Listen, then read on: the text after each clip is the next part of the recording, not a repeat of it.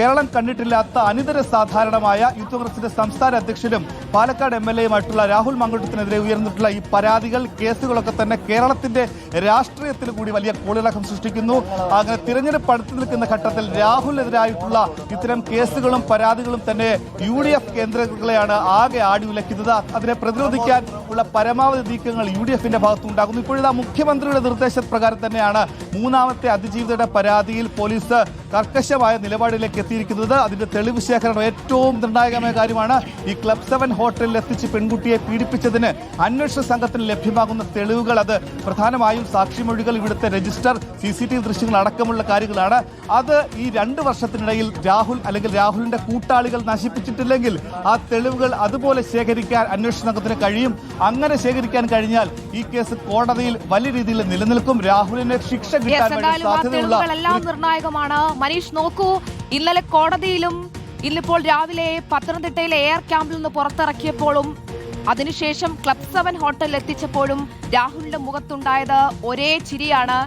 മാധ്യമപ്രവർത്തകരുടെ ചോദ്യങ്ങളോട് ഒരക്ഷരം മിണ്ടിയിട്ടില്ല രാഹുൽ. വലിയ പോലീസ് സന്നാഹത്തോടു കൂടിയുള്ള തെളിവെടുപ്പിലേക്ക് അന്വേഷണ സംഘം കടക്കുമ്പോൾ തെളിവെടുപ്പിന് ശേഷമെങ്കിലും രാഹുലിന്റെ ഒരു പ്രതികരണം പ്രതീക്ഷിക്കാമോ?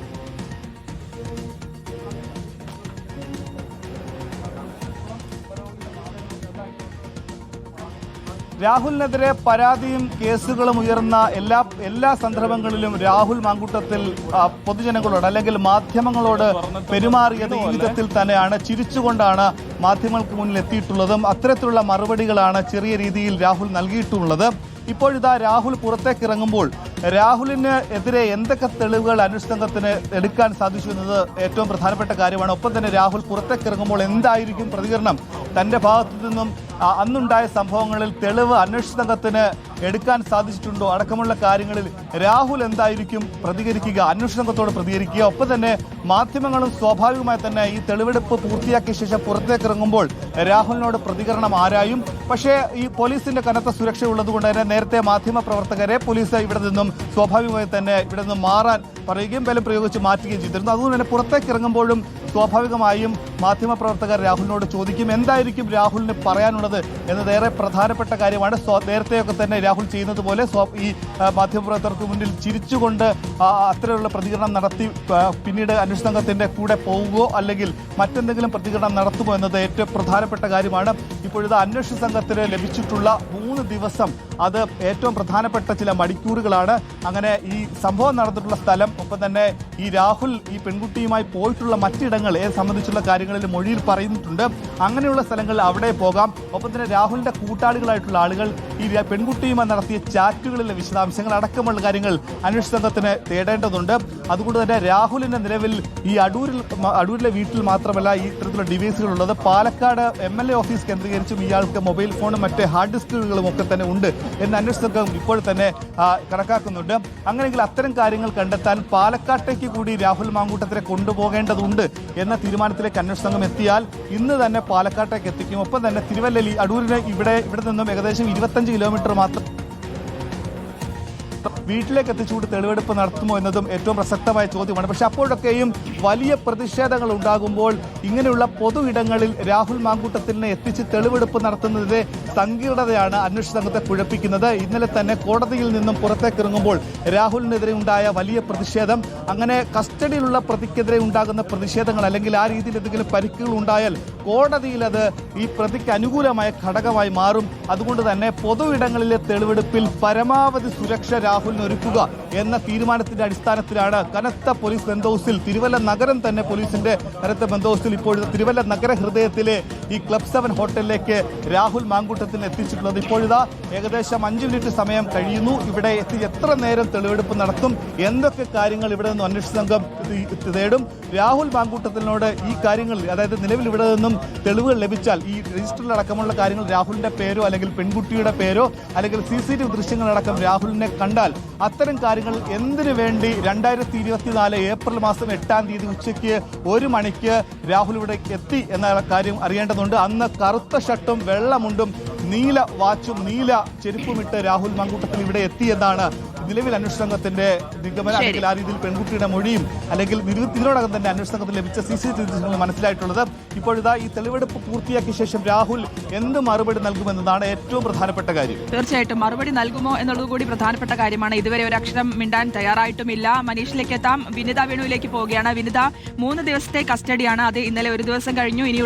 ഇനിയുള്ളത് വളരെ കുറഞ്ഞ സമയം മാത്രമാണ്. ഈ സമയത്തിനുള്ളിൽ എത്രയും പെട്ടെന്ന് തെളിവെടുപ്പ് പൂർത്തിയാക്കി കിട്ടാവുന്ന പരമാവധി തെളിവുകൾ ശേഖരിക്കുക എന്നതാണ് SITക്ക് മുൻപുള്ളത്. നമ്മൾ ഈ 3-ാം ബലാത്സംഗ കേസ് എടുത്തു കഴിഞ്ഞാൽ ആദ്യം മുതൽ പരിശോധിച്ചു കഴിഞ്ഞാൽ അറിയാം, ഇത് കൃത്യമായിട്ടുള്ള തന്ത്രപരമായ നീക്കത്തിലൂടെ തന്നെയാണ് SIT നീങ്ങിയിട്ടുള്ളത്. അത് മറ്റ് 2 കേസിലും ഉണ്ടായിട്ടുള്ള സാഹചര്യം കൂടി കണ്ടുകൊണ്ടുള്ള ഒരു നീക്കമായിരുന്നു വേണം ഇതിനെ കരുതാൻ. അപ്പോൾ ഈ തെളിവെടുപ്പടക്കമുള്ള കാര്യങ്ങളിലും അതേ തന്ത്രപരമായ നീക്കങ്ങൾ ഈ വളരെ പുലർച്ചെ തന്നെ ഈ തെളിവെടുപ്പിലേക്ക് അടക്കം കടക്കുന്നത് ആ രീതിയിലായിരിക്കും അല്ലേ? തീർച്ചയായും ശ്രുതി, നമുക്കറിയാം രാഹുൽ മാങ്കൂട്ടത്തിലിന്റെ വാദങ്ങൾ നടപടിക്രമങ്ങൾ പാലിക്കാതെ അറസ്റ്റ് ചെയ്തു, ഇതിൽ പല വീഴ്ചകളും ക്രിമിനൽ നടപടിക്രമങ്ങൾ പാലിച്ചിട്ടില്ല, അത്തരത്തിലുള്ള വീഴ്ചകൾ ഉണ്ട് എന്നതായിരുന്നു കോടതിയിൽ രാഹുൽ മാങ്കൂട്ടത്തിലെ വാദം. ജാമ്യം അനുവദിക്കണമെന്നാവശ്യപ്പെട്ടുകൊണ്ടുള്ള വാദം. അതുകൊണ്ട് തന്നെ കൃത്യമായി തെളിവുകൾ ശേഖരിക്കുക എന്നതാണ് ഈ ഘട്ടത്തിൽ ഏറ്റവും നിർണായകമായിട്ടുള്ള കാര്യവും.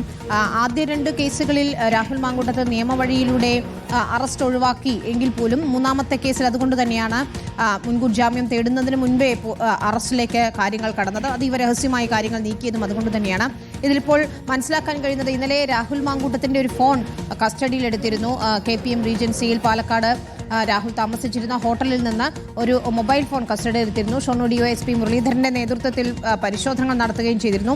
അപ്പോൾ ഏറ്റവും നിർണായകമായ ദൃശ്യങ്ങൾ ഏത് ഫോണിലാണ് എന്ന് കണ്ടെത്തുകയാണ് ഏറ്റവും പ്രധാനപ്പെട്ട കാര്യം. താൻ 2 ഫോണുകളാണ് ഉപയോഗിക്കുന്നതെന്നാണ് രാഹുൽ മാങ്കൂട്ടത്തിൽ അന്വേഷണ സംഘത്തിന് നൽകിയ മൊഴി. പക്ഷേ 3-ാമതൊരു ഫോൺ കൂടി ഉണ്ട് എന്നൊരു സംശയം കൂടി അന്വേഷണ സംഘത്തിനുണ്ട്. അതുകൊണ്ടാണ് അടൂരിലെ വീട്ടിലുൾപ്പെടെ തെളിവെടുപ്പ് നടത്തുന്നതിന് വേണ്ടിയുള്ള ശ്രമങ്ങൾ SIT ആലോചിക്കുകയും ചെയ്യുന്നത്. പക്ഷേ ഇന്നിപ്പോൾ ജയശങ്കർ മനീഷ് മഹിവാല റിപ്പോർട്ട് ചെയ്യുന്ന അനുസരിച്ചാണെങ്കിൽ ഇന്ന് വീട്ടിൽ തെളിവെടുക്കുന്നില്ല, രാവിലെ വീട്ടിൽ തെളിവെടുക്കുന്നില്ല, എയർ ക്യാമ്പിലേക്ക് തന്നെ ഇവിടെ നിന്ന് തിരിച്ചു കൊണ്ടുപോകുമെന്നതാണ്. നമ്മൾ നേരത്തെ പറഞ്ഞതുപോലെ ഈ പാലക്കാട് നിന്ന് പിടിച്ചെടുത്ത ഫോൺ അല്ലെങ്കിൽ കണ്ടെടുത്ത ഫോൺ അത് ശാസ്ത്രീയ പരിശോധനയ്ക്ക് വിധേയമാക്കും. നിർണായകമായ വിവരങ്ങൾ ഈ ഫോണിൽ നിന്ന് ലഭിക്കും എന്നതാണ് പ്രതീക്ഷിക്കുന്നത്. ഈ അതിജീവിതയുടെ മൊഴിയിൽ പറയുന്ന പ്രധാനപ്പെട്ട കാര്യങ്ങളിലൊന്ന് നഗ്ന വീഡിയോ ചിത്രീകരിച്ചിട്ടുണ്ട് എന്നുള്ളതാണ്. ഈ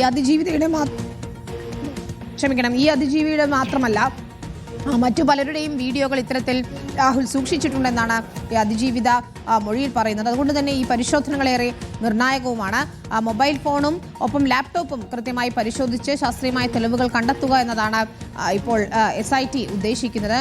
ഈ ഹോട്ടലിൽ നിന്ന് ഇപ്പോൾ രാഹുലിനെ എത്തിച്ച് തെളിവെടുക്കുന്ന ക്ലബ് 7 ഹോട്ടലിലെ CCTV ദൃശ്യങ്ങൾ, നിർണായക ദൃശ്യങ്ങൾ SITക്ക് ലഭിച്ചിരുന്നു. അതായത് യുവതിയും രാഹുൽ മാങ്കൂട്ടത്തിലും ഒരേ സമയം ഈ ഹോട്ടലിൽ ഉണ്ടായിരുന്നു, ഒരേ ദിവസം ഒരേ സമയം ഉണ്ടായിരുന്നു. യുവതി ഈ മൊഴിയിൽ പറയുന്ന കാര്യങ്ങൾ കൃത്യമാണ് എന്ന് തെളിയിക്കുന്നതിലേറെ നിർണായകമായ CCTV ദൃശ്യങ്ങൾ ശേഖരിച്ചിട്ടുണ്ട്.